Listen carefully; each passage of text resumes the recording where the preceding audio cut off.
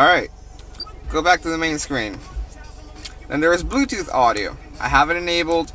If you are going to use Advanced App Radio, you're going to need to set a Bluetooth connection. So this pretty much works with whatever app you have on your phone running at the time. It doesn't matter what app you have on the phone that is music related. It will play the sound. It would even play the sounds of your text messages and stuff. Anything that you have running. I currently have, let me unlock this shit because I got text messages and people like to fucking blow up my shit. Alright, so I currently have, this is iTunes Radio. So I get the same 6 skip limit that everybody gets. And then whatever you play in here, it'll play in there. I can actually turn this thing off and raise the volume. I could change the track from here or from here. But remember, you only have 6 journey, you'll find 2 things. Because that's iTunes Radio shit. No, that's an ad, that as you could see, because iTunes Radio decides that it wants to fucking put an ad in. It plays everything, as you could see. If I don't want to do iTunes Radio anymore, and I want to listen to like actual songs, it plays whatever song I play. If I don't even want to play that, I want to play some fucking bootleg app. I have like this really weird app from like, it's like a radio station. It'll play whatever that is. So it's pretty much, it'll pretty much play whatever audio you have going on. And then that app in itself, it's going to be the default one. Whenever the car starts, it'll start playing whatever that shit is. Alright guys, this is theme. You could set the colors for the background. If you would like different color for the background, for this part of here at the top, this is illumination, so this will change his buttons out here any color you want. This is a selector right over here. You pick the color you want. That's the background. You could choose regular backgrounds. The ones with the little video thing are like those. It moves. You could tell it's animated. That's what it does. There is more. There's another one of those. Then here, if I had a USB with like some pictures in it, I could capture the pictures, save them in here, put them as my background. I have a little picture of my kid, that's where it's gonna go. Alright, this is animated, and it pretty much plays with the music as you go. I don't really like that shit, so it's annoying. This is the screen that you could change the color of the background to. I'm gonna show you advanced app mode. So pretty much, to enable advanced app mode on this car, it's different. I mean, on this head unit, my bad. It's different on different phones. I have an iPhone 5S. I mean, actually, it's not the 5S. I wish it was 5S. It's just the 5. But I don't know if I could show it here. But it's got the little lightning connector right there. You see it? It's not the 40 pin or the 30 pin. I think it's the 30 pin. It's not the 30 pin. It is the lightning connector. So you need to set it up with a USB lightning connector to the back of USB port 1, which is the bottom one. Alright? And then you also need to connect it to the HDMI in the back of this head unit. That's right. It has an HDMI cable. And it goes to the back of the head unit. Those two cables will have to be connected with an Apple adapter to be able to decipher the digital connection that it has now. It doesn't have the analog connection, it has a digital connection now. So in order to do that, you need to spend the dough.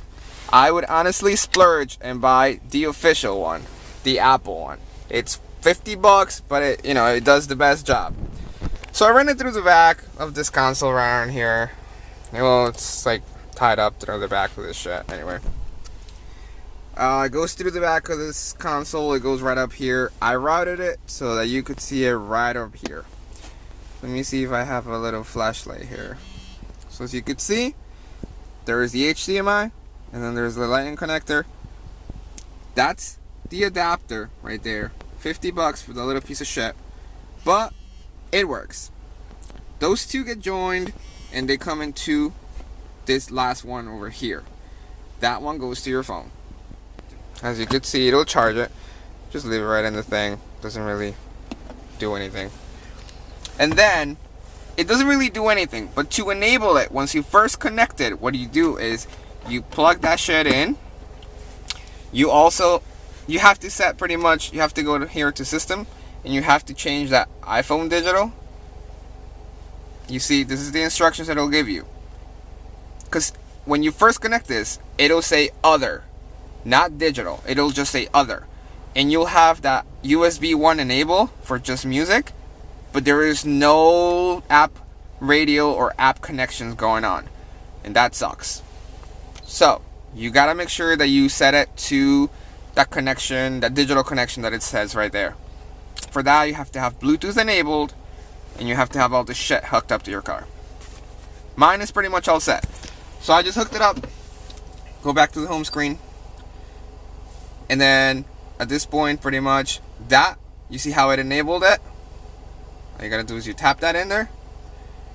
It'll pretty much tell you, careful. And then it'll actually want to download, you have to download an app from Pioneer in order to make that run right. The app is right over here. See, my fucking camera sucks ass. But it pretty much says appradio. That, I already have it running. Otherwise, it'll tell me allow. I already told it allow earlier. You see how it's telling me that it wants to do that. And it's pretty much telling me to launch anything on the Pioneer. So what you can see, it's just mirroring whatever I do here. And that just looks ugly. I mean, it just, honestly, it is just unsightly. I fucking hate that. So what you do is you just open up this app. You open up appradio. What it does is it has the apps that the appradio will let you play, whatever's compatible. So right over here I have the version of Pioneer's Find Me GPS. You open that up. Damn, this thing is bright. It doesn't really give you any kind of directions. To get directions, I actually downloaded that GPS Drive. That app, it's pretty decent. It's not terrible. It's actually okay. Whatever you open up in there, by the way, it will open up on your phone. And if you turn off the screen on the phone, that will get fucked up. It'll automatically just stop playing. So you have to leave it running. You have to just, that's why I leave it in there in the cup holder.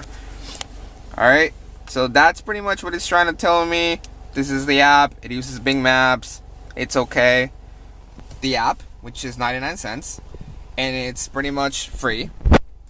If, you know, for 99 cents. But here's the catch. You are not allowed to, alright, there you go. You are not allowed to touch the screen while you're in the app mode. A little red hand will show up right over here and telling you that you're not allowed to touch anything here. You gotta run everything through the phone. So if you want to get by that, you have to spend the $24.99 that it costs you to get functionality through the screen. So I paid it. The app is great, but then I kind of found a better one, which is this one called Waze. It's a free app, and it does everything that this one does, and more. Like, it actually does so much more. You could track, you say you see a cop in the middle of the street, or, you know, you see a cops or anything, you could just, you know, tap it right on the screen, say, hey, you know what, there's a cop around this area, warn. And then you could warn other Wazers that might be driving around. You know, if I see that there is like an accident or something, I could just report that in the app, and then it'll, you know, set it for the other Wazers. It's actually great. It's full functionality on the screen, so I didn't have to spend 25 bucks just to be able to touch this here. I downloaded iHeart Auto, and then it's pretty much launching it automatically on my phone. I don't really see. That's the stupid little shit that comes up. I hate that. so you have to do it on the freaking phone. So I did maybe later. And then see, nothing in there. So you have to do everything through the phone. That is a bit of an annoyance. It's connected to my car stereo. Alright, now it actually lets me do it. Except